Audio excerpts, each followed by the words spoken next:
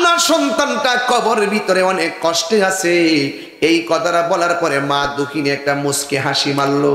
যেই মাত্র মুচকি হাসি মারছেন ওই মুহূর্তে আমার নবী ডাক দিয়ে কই, মা আপনার সন্তান কষ্টে আছে, আপনার সন্তান গুরুস্থানের মধ্যে সবচাইতে নিকৃষ্ট অবস্থায় পড়ে আছে, জাহান্নামের আগুনের মধ্যে পড়তেছে, আপনি কেন কষ্টের কথা শুনেও আপনি মুচকি হাসি দিলেন? ওই মা ডাক দিয়া বলে, ইয়া রাসূলুল্লাহ, ইয়া হাবিবাল্লাহ, আমার সন্তানটার আমি 10 মাস 10 দিন পেটের মধ্যে ধরেছি। ওই মুহূর্তে সন্তানটা আমার পেটের মধ্যে লাথি দিত, রাতের বেলা আমার ঘুম ভেঙে যেত, চোখের পানি ফালায়া ফালায়া কাঁদতাম। যুবক রে, কেন বলতেছি শুনে যাও কথাটা। এই অনন্তপুর জয়পুর আর রাজা কাশীপুরে 90% ঘরে বুড়া বেটায় আর বুড়া বেটিটা বড় কষ্টে আছে সন্তানের দ্বারা। সন্তানের কাছে কোনো বুঝ পাই না, সন্তানের বউয়ের কাছে কোনো বুঝ পাই না, পাগলের মতো দিন কাটায় রাত কাটায়, এমন সংসার আছে না না? এবার রাসূল ডাক দিয়া বলে, মা আপনি কেন হাসলেন?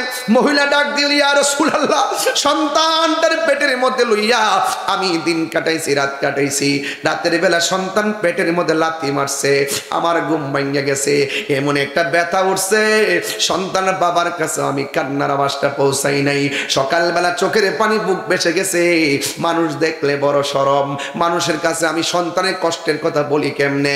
আমি আমার চোখের পানিগুলা মুইসা ফলাইয়া হাসি মুখে সকালবেলা উঠেছি। আবার সন্তান পেটের মধ্যে লইয়া আমি যখন খাইতে বসছি, সন্তান পেটের ভিতরে আমার লাথি মারছে, আমার খাবারের প্লেটটা আমি রাখিয়া দিছি, মানুষ আমার জিগাইছে খাও না কেন? আমি বলেছি সন্তানের লাথির কথা আমি বলি নাই। আজকে মা একটা দমক দিলে পাশের বাড়ি শট দাঁড়ানো, মার বিরুদ্ধে বিচার জমাইবার লাইগা খোদাও সহ্য করবে না, আল্লাহও সহ্য করবে না, এমন হাজার কষ্ট তুমি পেটে দেখে মারে দিয়েছ। মা কোনোদিন পৃথিবীর কোনো মানুষের কাছে নালিশ করে নাই, কথা বলেন ঠিক কিনা? এই জন্য আমার বন্ধুগণ এবার ডাক দিয়ে, ইয়া রাসূলুল্লাহ, মানুষ আমাকে জিজ্ঞাসা করছে আমি খাই না কেন? সন্তান আমার লাথি মাইরা খাওন কাইরা নিছে, এই কথা আমি বলি নাই। আমি বলেছি আমার মুখের মধ্যে রুচি নাই। সন্তান ভূমিষ্ঠ করার সময় ঘরের দরজা লাগাইয়া দাইমা সহকারে ঘরে ঢুকছে, আমার সন্তান পেটের মধ্যে এমন লাথি মাইরা মাইরা বারবার আমার বেহুশ করে ফেলাইছে। আপনি জানেন না হয়তো বা এই অনন্তপুর আর জয়পুর আর রাজা কাশীপুরে এমন সংসার আছে, সন্তান ভূমিষ্ঠ হওয়ার সময় মৃত্যুর সঙ্গে পাঞ্জা লড়ে, সন্তান ওয়া ওয়া করে কান্দা আলো বাতাস দেখে, কিন্তু মা দুঃখিনীর দুনিয়ার আলো চিরদিনের জন্য বন্ধ হয়ে যায়, এমন মহিলা কাশীপুরে আছে না না? ভাই ভাই আসেন আসেন, মানে ডেলিভারি কেসে মারা যায়, ডেলিভারি কেসে মারা যায়, হ্যাঁ ডেলিভারি কেসে মারা যায়। অথচ দেখেন আমার মা বেঁচে আছে, আমি কতটুকু মূল্যায়ন করতে পারছি জানি না, কিন্তু আমার নবী আপনার নবী বলে ডেলিভারির কেসে যদি কোনো মহিলা মারা যায়, আমার আল্লাহ রাব্বুল আলামিন ওই মহিলাটাকে ওই শহীদের মর্যাদা দান করে দেয়। এত মর্যাদা দেয়, এত কষ্টের প্রতিদান আমার আল্লাহ দান করে, কিন্তু ওই মাকে আল্লাহ বাঁচায় রাখছে, অথচ মারে আমরা মূল্যায়ন করতে পারি নাই। আপনি হয়তো জানেন না, প্রকাশ্যে গুনাহ করছেন, গোপনে গুনাহ করেছেন, নবী ডাক দিয়ে মা আপনার সন্তান কবরে, আপনি হাসলেন কেন? এই কেনর উত্তরটা নিয়ে আজকে বাড়িতে যাবেন। কারণ কেন জানেন? আপনি গুনাহ করেছেন, আপনি যতই অন্যায় করেন না কেন, আপনি বিদেশ যাবেন, আপনি যেখানে যান না কেন, মারে যদি বলেন আম্মা আপনি আমার জন্য একটু দোয়া করেন, আল্লাহ রাব্বুল আলামিন এই দোয়াটা আল্লাহর কাছে পৌঁছার মাঝখানে কোনো পর্দা থাকে না। মা দোয়া করলেও পর্দা থাকে না, বদদোয়া দিলেও পর্দা থাকে না, ডাইরেক্ট আল্লাহর দরবারে কবুল হয়ে যায়। এই জন্য আমার যুবক ভাইয়েরা, মা যদি আপনার মা যদি বেঁচে থাকে, যদি কোনো কিছু আল্লাহ যদি বিদেশ যাবেন কিংবা যাই করেন, মারে যদি বলেন আম্মা আমি একটা গুনাহ করছি, আল্লাহর কাছে আমি ক্ষমা চাইতেছি, আল্লাহ আমারে ক্ষমা করুক, আপনি দোয়া করেন। আর মা যদি বেঁচে থাকে তখন আপনি কিন্তু মার কাছে বললে, মা যদি বলে আল্লাহ আমার পোলাও অন্যায় করেছে, আমার পোলাও বিচার করেছে, আল্লাহ তুমি তারে মাফ করে দিও, এমন হতে পারে মার দুয়ার দ্বারা সন্তান ওলি হইয়া যেতে পারে। আরো বড় করে বলে না সুবহানাল্লাহ। এই জন্য একটা হাদিস আমি নিয়ে আসছি, আতা ইবনে ইয়াসার রাদিয়াল্লাহু তাআলা আন ইবনে আব্বাস রাদিয়াল্লাহু তাআলা থেকে বর্ণিত, আন্নাহু আতাহু রাজুলুন, এক ব্যক্তি এসে হযরতে আব্বাস রাদিয়াল্লাহু তাআলার কাছে আসলেন, ফাকালা বললেন, ইন্নী খাতাবতু ইমরাতান, আমি একটা মেয়েকে বিয়ের প্রস্তাব দিয়েছি। হ্যাঁ, ফা আবাত আনতান কিহানি, এই মেয়েটা আমার বিয়ের প্রস্তাবটাকে প্রত্যাখ্যান করেছে। ওয়া খাতাবাহা গায়রি, কিছুক্ষণ পরে আর একটা ছেলে মেয়েটার বিয়ের প্রস্তাব দিয়েছে।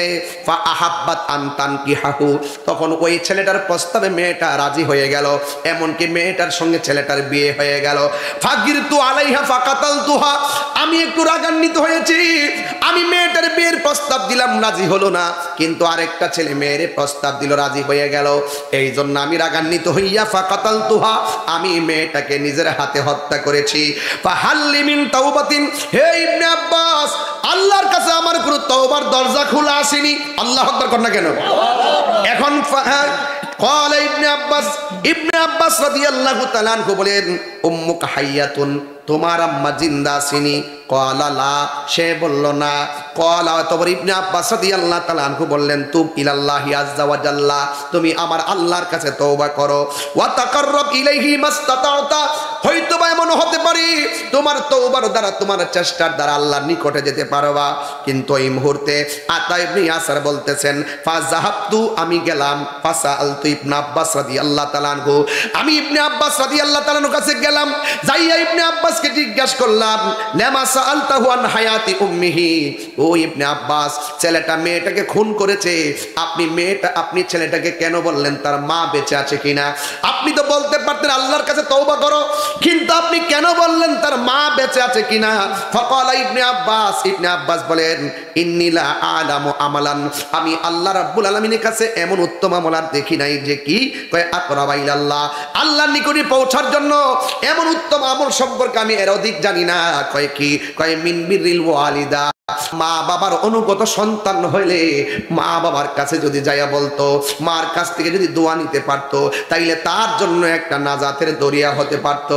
এর হাদিস দ্বারা প্রমাণ হয়ে গেল যে মা বাবা যদি সন্তানের জন্য দোয়া করে, সন্তানটা নিষ্পাপ হতে পারে, সন্তানটা ওলি আল্লাহ হতে পারে, পাহাড় পরিমাণ গুনাহ মাফ হয়ে যেতে পারে। এই জন্য আমার কাশীপুরের বাবারা পায়ের মধ্যে হাত দিয়া বলি, এই মাহফিলের মধ্যে অনেকগুলো মুরব্বী আমার চোখের সামনে বসা আছে, দাড়িগুলা পেকে গেছে। আল্লাহ বলছে, ইম্মা ইয়াবলুগান্না ইনদাকাল কিবারা আহাদুহুমা ফালা তাকুল্লাহুমা উফফি ওয়ালা তানহারহুমা ওয়া কুল্লাহুমা কওলান কারীমা। আল্লাহ রাব্বুল আলামিন বলছেন, খবরদার খবরদার, মা বাবা যদি বুড়াও হয়ে যায়, মা বাবা যদি বার্ধক্য হয়ে যায়, দুইজন কিংবা একজন, তাদের সঙ্গে ধমক দিয়ে কথা বলা যাবে না, এমন কথা বলা যাবে না, মা বলে পুত্রে তুই করলে কি, এই কথা বলা যাবে না। কারণ এই পৃথিবীর মধ্যে সবচাইতে নিঃস্বার্থে দোয়া করে যে মানুষটা, এই মানুষটার নাম হলো জনম দুঃখিনী মা। চিৎকার মেরে কি আল্লাহু আকবার বলা যাবে না?